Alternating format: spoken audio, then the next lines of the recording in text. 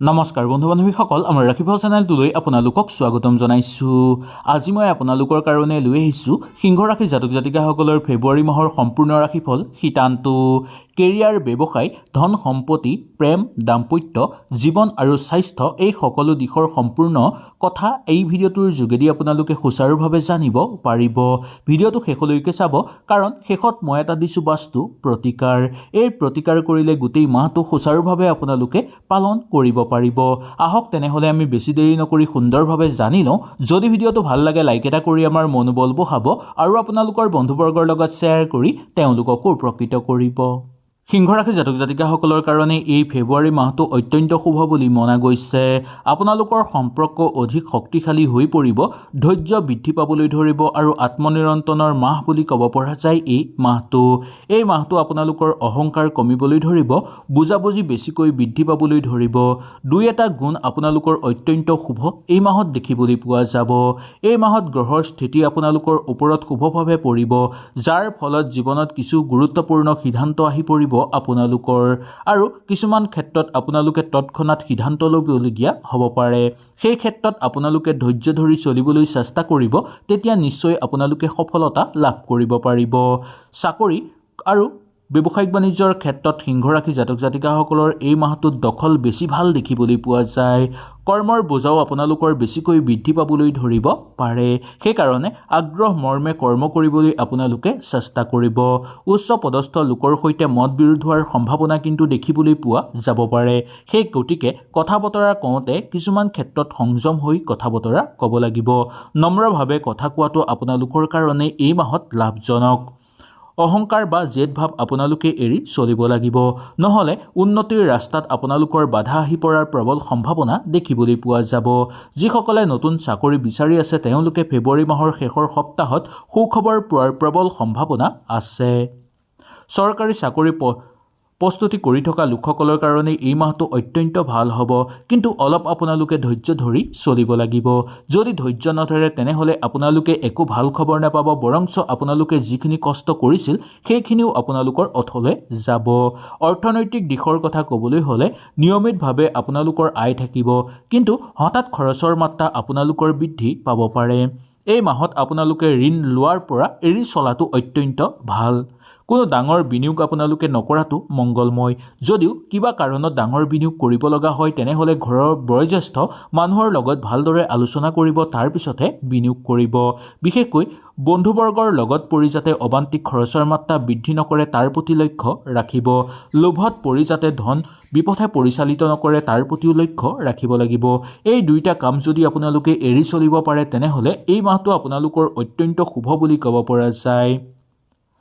সাঁচি থোৱা ধন আপোনালোকৰ এই মাহত যাতে অবান্তিক খৰচ নহয় তাৰ প্ৰতি অকণমান লক্ষ্য ৰখাটো উচিত বুলি ক'ব পৰা যায়। প্ৰেমৰ জীৱনৰ কথা ক'বলৈ হ'লে সিংহ ৰাশি জাতক জাতিকাসকলৰ ফেব্ৰুৱাৰী মাহত অবিবাহিত জাতক জাতিকাসকলৰ কাৰণে নতুন প্ৰেম আৰম্ভ হোৱাৰ প্ৰবল যোগ দেখিবলৈ পোৱা যায়।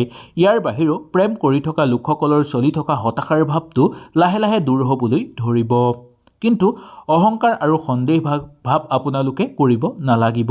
যদি অহংকাৰ বা সন্দেহ কৰে তেনেহ'লে আপোনালোকৰ সম্পৰ্ক নষ্ট হৈ পৰাৰ সম্ভাৱনা থাকিব।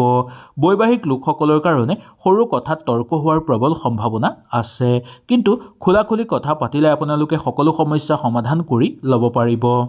এই মাহত মহিলাসকলৰ কথাত যদি আপোনালোকে এই মাহত মূল দিয়ে তেনেহ'লে আপোনালোকৰ ওপৰত মা লক্ষ্মীৰ বিশেষ কৃপা থাকিব আৰু শুভ শক্তি আপোনালোকৰ ঘৰত জাগ্ৰত হ'বলৈও ধৰিব। পৰিয়ালৰ ক্ষেত্ৰত মাতৃৰ স্বাস্থ্য এই মাহত আপোনালোকৰ উন্নত দেখিবলৈ পোৱা যায়, কিন্তু পিতৃৰ স্বাস্থ্যৰ প্ৰতি আপোনালোকে লক্ষ্য ৰাখিব লাগিব। পৰিয়ালৰ পৰা পূৰ্ণভাৱে সহায় সহযোগিতা আপোনালোকে লাভ কৰিব পাৰিব, কিন্তু পিতৃ বা জ্যেষ্ঠ ব্যক্তিৰ সৈতে আপোনালোকৰ মতভেদ হোৱাৰ সম্ভাৱনা দেখিবলৈ পোৱা যাব পাৰে।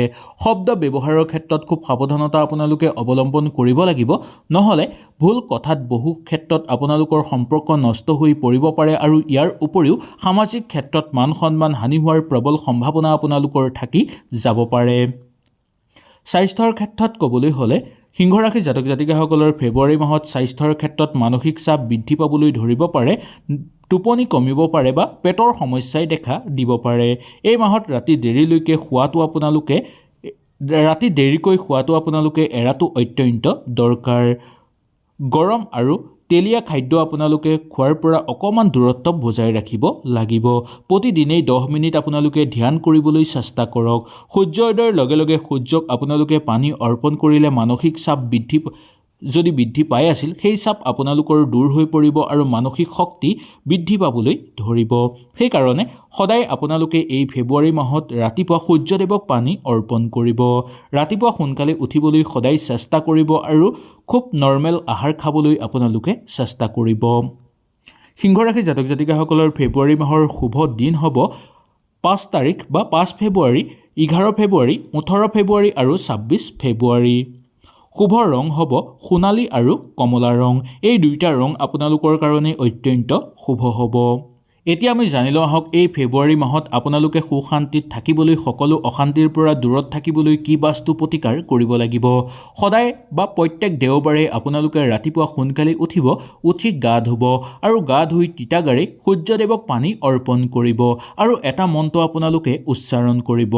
মন্ত্ৰটো হ'ল ওম সূৰ্যায় নমঃ। এই মন্ত্ৰটো আপোনালোকে 11 বাৰ জপ কৰিব।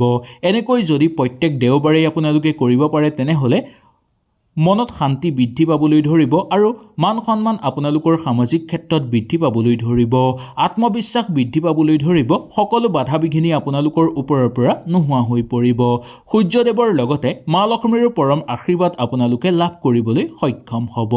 এই মাহত যদি কাৰোবাক আপোনালোকে দান দক্ষিণাও কৰিব পাৰে তেনেহ'লেও আপোনালোকৰ বহু বেছি পুণ্য হোৱাৰ প্ৰবল যোগ নামি আহিছে। সেই গতিকে এই মাহত নিজৰ সাধ্য অনুসাৰে পাৰে যদি দান দক্ষিণা কৰিব। সিংহ ৰাশিৰ লোকসকলে এই ফেব্ৰুৱাৰী মাহটো খুব নম্ৰ আৰু শীতলভাৱে অতিবাহিত কৰিবলৈ সক্ষম হ'ব আৰু সেই নম্ৰতাই আপোনালোকৰ জীৱনলৈ সফলতা লৈ আহিব। অহংকাৰ কমাবলৈ চেষ্টা ধৰিব বা ধৈৰ্য ধৰি আপোনালোকে কাম কৰিবলৈ চেষ্টা কৰিব। এই দুইটা আপোনালোকৰ মূল চাবিকাঠি বুলি ক'ব পৰা যায়। যদি এই কথা আপোনালোকে সুন্দৰভাৱে মানি চলিব পাৰে তেনেহ'লে আপোনালোকৰ জীৱনৰ পৰা সকলো অভাৱ অনাটন দূৰ হৈ পৰিব। সকলো ক্ষেত্ৰতে আপোনালোকে সফলতা অৰ্জন কৰিব পাৰিব। সম্পৰ্কৰ প্ৰতি গুৰুত্ব বেছিকৈ দিবলৈ আপোনালোকে চেষ্টা কৰিব। আত্মনিৰ্ভৰশীলৰ ওপৰত আপোনালোকে সজাগ হ'ব লাগিব। ধৈৰ্য ধৰি যিকোনো কাম কৰিলে সফলতা অৰ্জন কৰিব পাৰিব। কাৰোবাৰ লগত যদি আপোনালোকৰ আগৰ পৰাই মতবিৰোধ হৈ আছে তেওঁলোকৰ লগত ভালদৰে কথা পাতি বুজাবুজি কৰি ল'বলৈ চেষ্টা কৰিব। এই মাহত গ্ৰহৰ স্থিতি আপোনালোকৰ পক্ষত আছে, যাৰ ফলত নতুন কাম আৰম্ভ কৰিব বিচাৰিলে নিঃসন্দেহে আপোনালোকে আৰম্ভ কৰিব পাৰিব।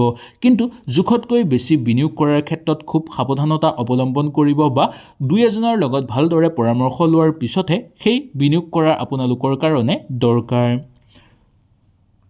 জোখতকৈ বেছি যদি আপোনালোকে কৰ্মক্ষেত্ৰত উৎপাত কৰে তেনেহ'লে বা জোখতকৈ বেছি যদি আপোনালোকে কৰ্মক্ষেত্ৰত আগুৱাই যাব বিচাৰে তেনেহ'লে আপোনালোকৰ ক্ষতি হোৱাৰ সম্ভাৱনা কিন্তু দেখিবলৈ পোৱা যাব পাৰে। চাকৰি বিচাৰি থকা লোকসকলৰ কাৰণেও এই মাহটো অত্যন্ত শুভ বুলি ক'ব পৰা যায়। যদি এই ভিডিঅ'টো আপোনালোকৰ উপকাৰী যেন লাগিলে তেনেহ'লে ভিডিঅ'টো লাইক কৰিব আৰু আপোনালোকৰ বন্ধুবৰ্গ তথা আত্মীয়ৰ লগত এই ভিডিঅ'টো শ্বেয়াৰ কৰিবলৈ একেবাৰে নাপাহৰিব। তেনেহ'লে আজিলৈ আপোনালোকৰ ওচৰৰ পৰা বিদায় লৈছোঁ। কালিলৈ পুনৰ আপোনালোকক লগ পোৱাৰ প্ৰতিশ্ৰুতিৰে আজিলৈ নমস্কাৰ।